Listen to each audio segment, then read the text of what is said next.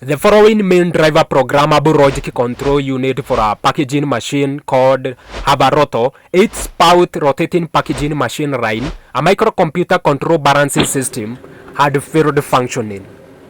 After fixing the issue of the main drive speed adjustments, bags discharge conveyor capacity, air cylinder thrusters that were below 200 kilograms per centimeters cubed, overall total air pressure or air volume of this packaging machine line was below 30,000 meters cubed per hour. But after fixing the issue,